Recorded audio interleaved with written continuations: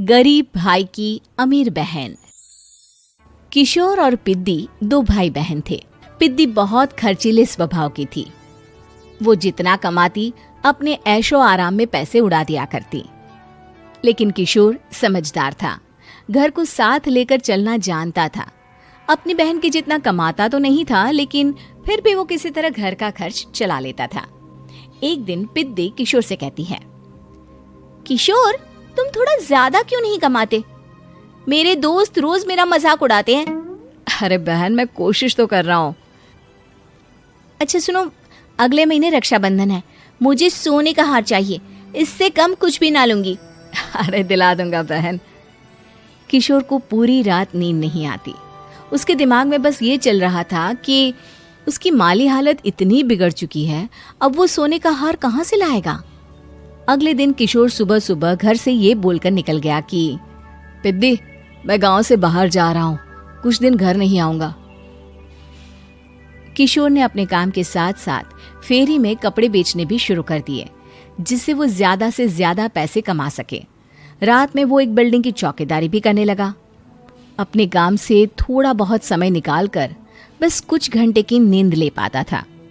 और कब वो कुछ दिन एक महीने में बदल गए और रक्षाबंधन भी आ गया, पता ही नहीं चला। लेकिन किशोर अभी तक घर वापस नहीं लौटा। जहां वो काम करता था, पिद्दी के नाम का गुल्लक रखा हुआ था। किशोर ने उस गुल्लक को फोड़ा और सारे पैसे इकट्ठा करके एक सोने का हार खरीद लिया। घर में पिद्दी किशोर का इंतजार कर रही थी। तभी किशोर आता है। कहाँ चले गए थे? 4 दिन का कहा था और 1 महीने से पता नहीं कहाँ गायब हो गए थे। मैंने बस एक हार मांगा था और तुमने तो घर ही छोड़ दिया। अरे मुझे थोड़ा काम मिल गया था। कुछ नहीं, सब समझती हूँ, बहाने थे तुम्हारे। अपनी बहन के लिए इतना भी नहीं कर सकते, कैसे भाई हो? चलो यहाँ बैठो, राखी बांधती हूँ। पिद्दी ने किशोर को राखी बांधी। वैसे ही किशोर ने अपनी बहन के हाथ में सोने का हार रख दिया। उसकी खुशी का कोई ठिकाना नहीं था। वो मिठाई खिलाए बिना ही नेकलेस लेकर चली गई और शीशे के सामने अपने गले में हार रखकर देखने लगी। किशोर ने लड्डू उठाया और खुद ही खा लिया। ऐसे कई साल गुजर गए। एक दिन पिद्दी की नौकरी छूट गई। अब वो पूरी तरह किशोर पर डिपेंड हो गई थी। आए दिन किशोर को अपने महंगे महंगे शौक गिनाकर उससे पैसे मांगा करती थी। किशोर, कुछ पैसे देना, मुझे पार्लर जाना है। किशोर बिना कुछ बोले उसे पैसे दे देता। ये क्या, 500? अरे इतने में तो मुझे पार्लर में एंट्री मिलेगी बस। अच्छा, देता हूँ ना ज्यादा। अरे कैसे भाई हो, अपनी बहन के लिए इतना भी नहीं कर सकते। किशोर ने जेब से 2000 का नोट निकाला और उसे दे दिया। किशोर गरीबी में रह लेता था, लेकिन अपनी बहन को कभी कोई कमी नहीं होने देता था।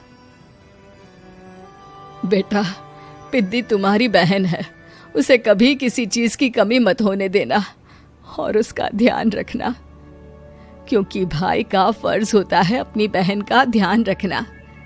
किशोर ने माँ की कही ये बात हमेशा के लिए याद कर ली थी।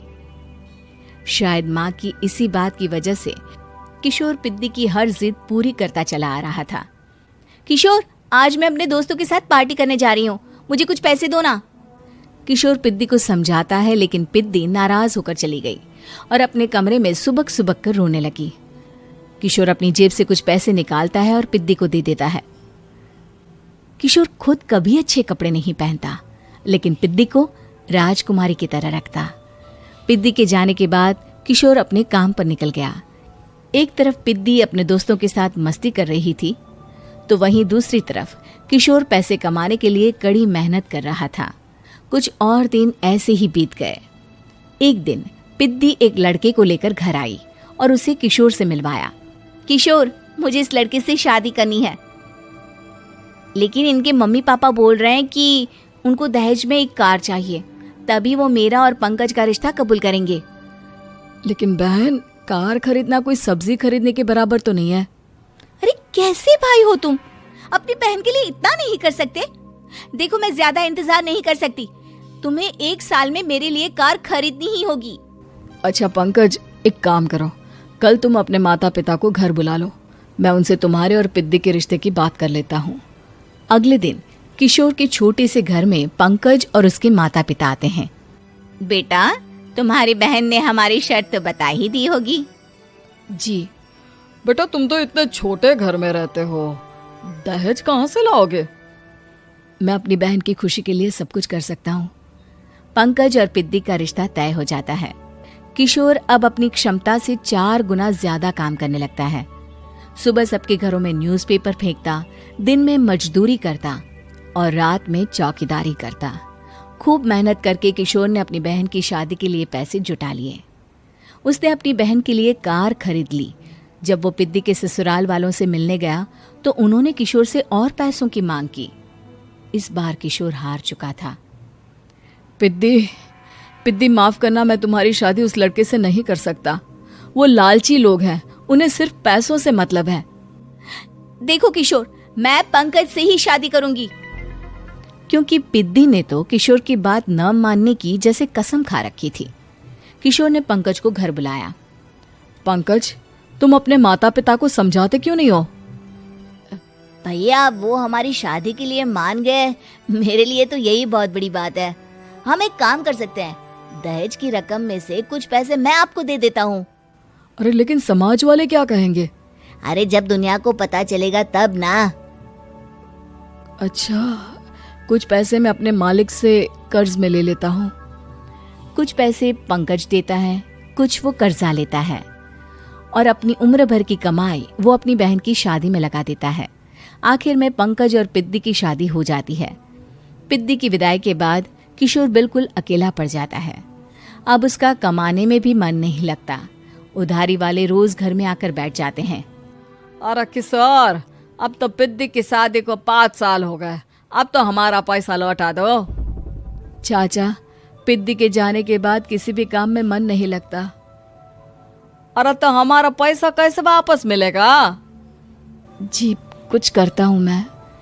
किशोर के ऊपर बहुत सा कर्जा चढ़ गया था, इसलिए उसने तय किया कि वो ये घर बेचकर सबके पैसे लौटा देगा। अगली सुबह शहर के किसी साहूकार को उसने अपना घर बेच दिया और सबके पैसे लौटा के वो गांव छोड़कर चला गया। पिद्दी ने शादी के बाद कभी अपने भाई का हाल तक नहीं पूछा। किशोर को फर्क नहीं पड़ता था, बस ससुराल में उसकी बहन खुश है ये जानकर उसे खुद की खुशी मिलती थी और ये सोचकर कि उसने माँ से किया हुआ वादा पूरा कर दिया।